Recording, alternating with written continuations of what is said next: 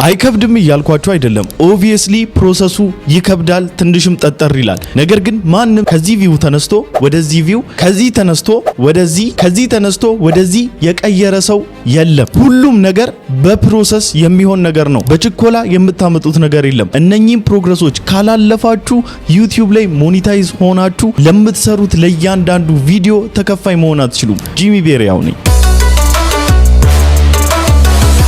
ብዙዎቻችሁ ኢቭን ዩቲዩብን ጀምራችሁ ሞኔታይዝ መሆን አትችሉም። ምክንያቱም ይህ ነው። አንዳንዶቻችሁ ሞኔታይዝ ሊሆን የሚችል ካንትሪ ወይም ደግሞ ኢሊጂብል ካንትሪ ነው ተብሎ የሚታወቁትን አገራት ባለማወቃችሁ የተነሳ ብዙ ከሄዳችሁ በኋላ ብዙ ቪዲዮችን ከጫናችሁ በኋላ ብዙ ቪዲዮችን አፕሎድ ካደረጋችሁ በኋላ ሞኔታይዜሽን ፖሊሲ ውስጥ አክሴፕት አትደረጉም ወይም ወደ ሞኔታይዜሽን ኢሊጂብል የሆነ ካንትሪ ውስጥ ስለሌላችሁ ለሞኔታይዜሽን አትበቁም። ምንም ያህል ቪዲዮአችሁ ቢታይላችሁ ምንም ያህል ቪዲዮአችሁ ቫይራል ቢወጣላችሁ ይህንን ስላላደረጋችሁ ብቻ ሞኔታይዝ አትሆኑ። የመጀመሪያው ፕሮሰስ አካውንት መክፈት ነው። አካውንታችሁን ከከፈታችሁ በኋላ ኢሜል ከሌላችሁ ኢሜል ክሬት ታደርጉና በኢሜላችሁ አማካይነት ዩቲዩብ ደግሞ ሄዳችሁ ክሬት ታደርጋላችሁ። ዩቲዩብን ከከፈታችሁ በኋላ ዝም ብላችሁ አይደለም ዩቲዩብ ላይ ቪዲዮ መልቀቅ የምትጀምሩት። ዩቲዩብ ላይ የከፈታችሁትን አካውንት ቻናል ክሬት ልታደርጉበት ይገባል።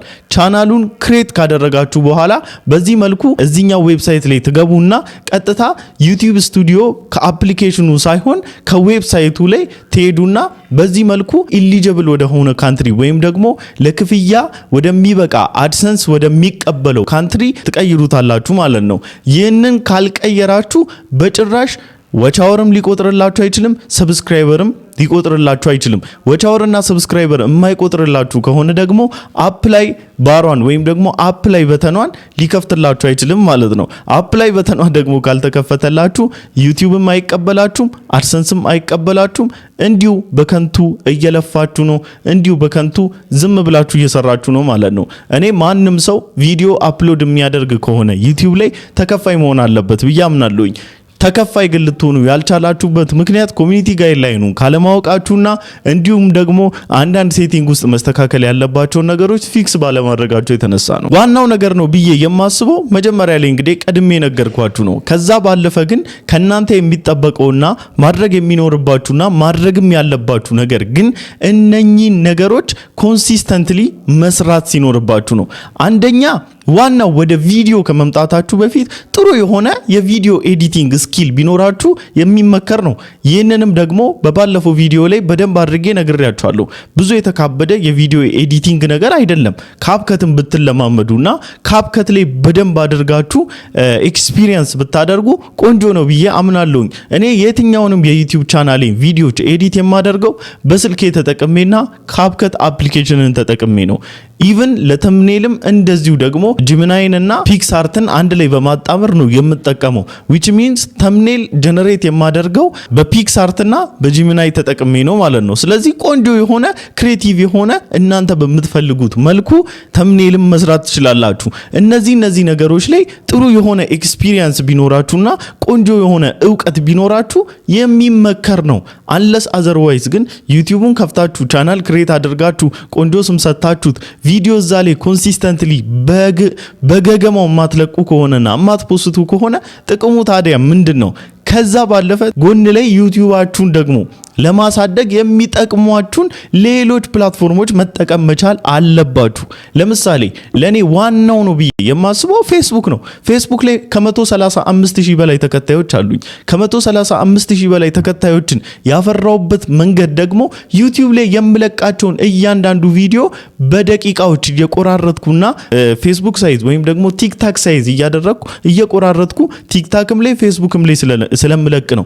ፌስቡክ ላይ እዚህ ጋር እንደምታዩት ከለቀኩኝ በኋላ የዩቲዩብን ቪዲዮ ያንን ሾርት ቪዲዮ ሙሉን የሚያገኙበትን የዩቲዩብ ሊንክ ደግሞ ከላዩ ላይ ዲስክሪፕሽን ላይ ያስቀምጠዋለሁ ማለት ነው። ስለዚህ እንደዚህ አንድ ላይ ሊንክ አድርጋችሁ እየሰራችሁ ያጣምራችሁ እየሰራችሁ ዩቲዩባችሁን ቻናሎቻችሁን በዚህ መልኩ ልታሳድጉ ትችላላችሁ ማለት ነው። በነገራችን ላይ አብዛኛው ኮንተንት ክሬተር ፌስቡክ ተጠቃሚ ነው። ለምሳሌ በኢትዮጵያ ውስጥ እጅግ በጣም ብዙዎቻችን የምንወደውና የምናከብረው በዩቲዩብ ላይ እጅግ በጣም ታዋቂ የሆነው ወንድማችን አቤል ብርሃኑ ነው ወይም አቤል የወይኗ ልጅ ተብሎ የሚጠራው ሚሊየን ሰብስክራይበሮች አሉት።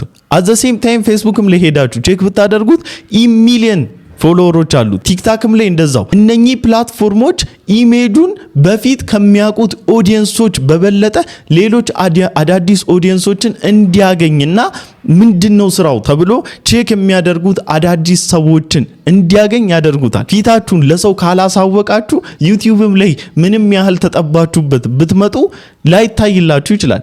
ግን መጀመሪያ ማድረግ ያለባችሁ ከሰው ጋር ራሳችሁ ማስተዋወቅ መቻል አለባችሁ። ከኳሊቲም ከምንም አንፃር ካያችሁት እንደነገርኳችሁ ነው። ኤዲቲንግ ስኪላችሁ ቆንጆ ቢሆን ጥሩ ነው። የምትመርጡት ኒች አሪፍ ቢሆን ጥሩ ነው። ፕላስ ደግሞ የካሜራ ኳሊቲያችሁ ቆንጆ ቢሆን መልካም ነው ብዬ አስባለሁኝ። እኔ ሪኮመንድ ማደርጋችሁ ከአይፎን ኤክስአር ጀምሮ በደንብ አድርጋችሁ ልሰሩበት ትችላላችሁ። ካፕከት ቪዲዮ ኤዲቲንግ ደግሞ የግድ እያንዳንዱን ኮርስ አውጥቼ አሳያችኋለሁ። ዩቲዩብ ላይ ቀለል ያለ ቪዲዮ ለመስራት ከእናንተ የሚጠበቀው ካፕከት ቪዲዮ ኤዲቲንግ ብቻ መለማመድ ነው። ያንን ደግሞ በተቻለኝ መጠን ለ7 ቀን ብቻ የሚቆይ ኮርስ እያዘጋጀውላችሁ ነው። ቁጭ ብላችሁ ከኔ ጋራ አብረን ሙሉ ፕሮሰሱን አስተምራችኋለሁ። ቻናል ክሬት አደርግላችኋለሁ።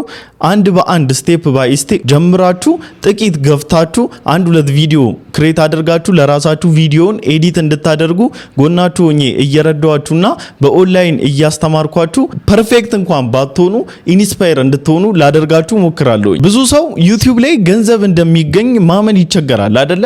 እርግጠኛ ነኝ እዚህ ውስጥ ያላችሁ አብዛኛዎቻችሁ ግን ዩቲዩብ ላይ ገንዘብ በእውነትም ደግሞ እንደሚሰራ የምታውቁ ናችሁ ብዬ አስባለሁኝ። ዛትስ ዋይ ይህንን ቪዲዮ ተምኔሉን አይታችሁ ብቻ ነግታችሁት ገብታችሁ ለማየት ፍቃደኛ የሆናችሁት ማለት ነውና ልክ እንደዚህ ኢምፕሬሲቭ የሆኑ ተምኔሎች ለመስራትና ልክ እንደዚህ ደግሞ አይካች የሆኑ ወይም ሰዎች ተደምመው ምን ለማለት ፈልጎ ነው፣ ምንስ ለማስተማር እያሰበ ነው፣ ቪዲዮ በምን ዙሪያ የሚያጠነጥን ነው፣ ቪዲዮ ስለምንድነው የሚያወራው ብሎ ሰው የራሱን ፓሽኔትድ የሆነበትን ነገር ሰርች አድርጎ ለማየት ወይም ደግሞ ፎር ዩ ፔጁ ላይ መጥቶለት ነክቶ ቪዲዮአችሁን ለማየት የሚደፍርበት ምክንያት ፍላጎት ስላለው ነው ብዬ አምናለሁኝ። ሶ እንደዚህ አይነት ፍላጎት እንዲያድርባችሁ ያደረኩት አንደኛ ተምኔሉን አይታችሁታል፣ ኢምፕሬሲቭ ነው፣ ገብታችሁ እንድትነኩት እድልን ይሰጣችኋል። ሁለተኛ ደግሞ ቪዲዮ የያዘው ይዘት እንድታደምጡኝና ቁጭ ብላችሁ የሚጠቅማችሁን ቲፖች እንድትወስዱበት ያደርጋችኋል ማለት ነው።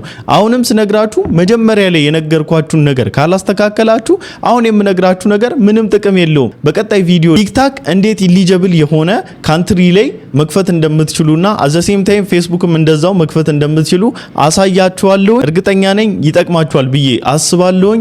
ይህንን ቪዲዮ ላይክ ማድረጋችሁ እንዳትረሱ። ይህንንም ቻናል ሰብስክራይብ እያደረጋችሁ አበረታቱኝ። የተለያዩ ትምህርቶችን ይዤላችሁ እንድመጣ ቴሌግራም ቻናላችንን ጆይን ማድረጋችሁን እንዳትረሱ።